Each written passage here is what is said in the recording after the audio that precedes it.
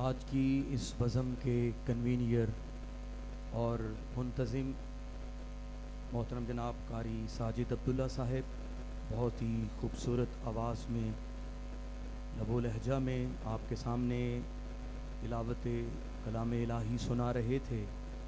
ला रैब तेरी रूह को तस्कीन मिलेगी, ला रैब तेरी रूह को तस्कीन मिलेगी, तो कुर्ब के लम्हात में कुरान पढ़ा कर।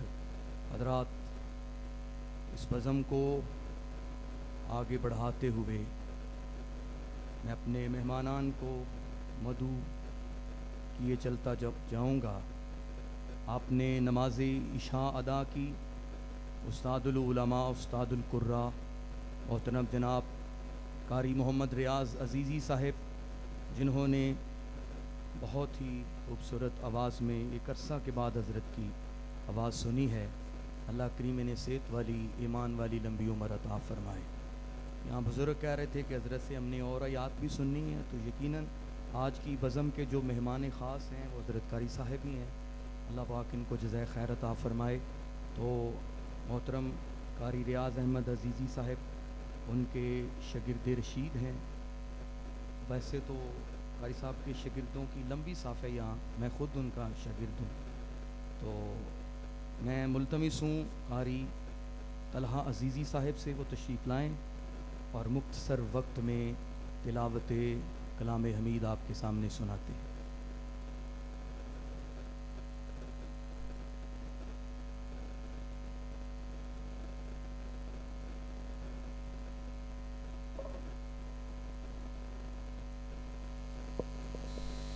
अस्सलामु अलैकुम वरहमतुल्लाहि वबरकातुहू।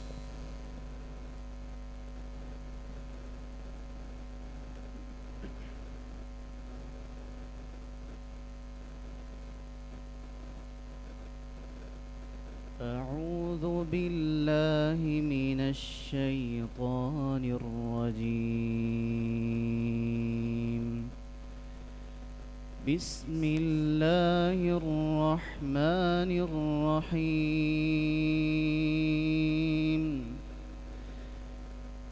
إن هذا القرآن يهدي للتي هي أقوم ويبشر المؤمنين الذين يعملون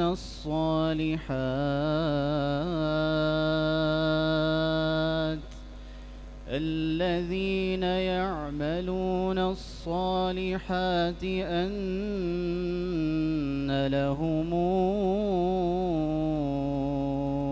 أجرا كبيرا، وأن الذين لا يؤمنون بالآخرة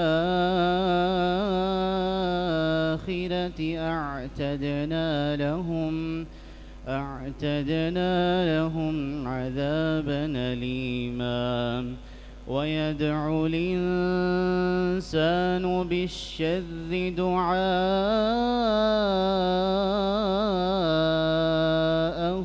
بالخير، وكان الإنسان عجولا. وجعلنا الليل والنهار آيتين فمحونا آية الليل وجعلنا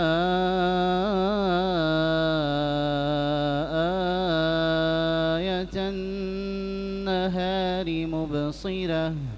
مبصرة لتبتغوا فضلا من ربكم ولتعلموا عدد السنين والحساب، وكل شيء فصلناه تفصيلا. وكل إنسان ألزمناه طائره في عنقه ونخرج له يوم القيامة كتابا يلقاه منشورا اقرأ كتابك كفى بنفسك اليوم عليك حسيبا من اهتدى فإنما يهتدي لنفسه ومن ضل فإنما يضل عليها ولا تزر وازرة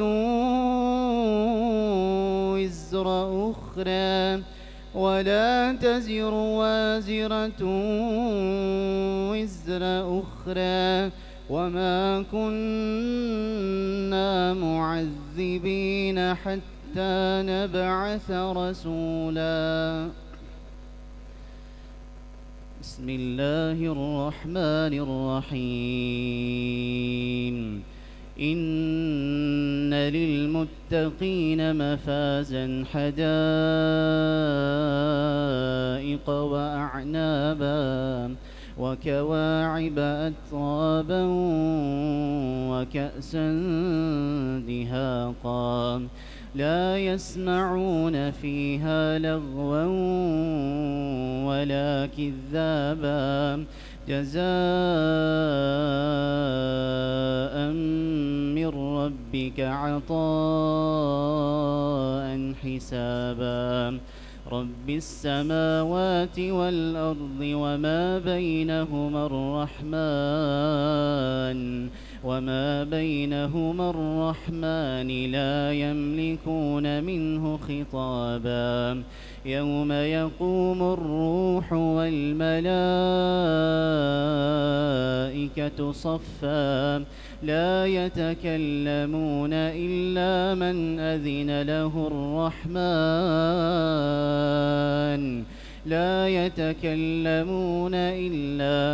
أذن له الرحمن وقال صوابا ذلك اليوم الحق فمن شاء اتخذ إلى ربه مآبا إنا أنذرناكم عذابا قريبا يوم ينظر المرء ما قدمت يداه ويقول الكافر يا ليتني كنت ترابا. صدق الله العظيم.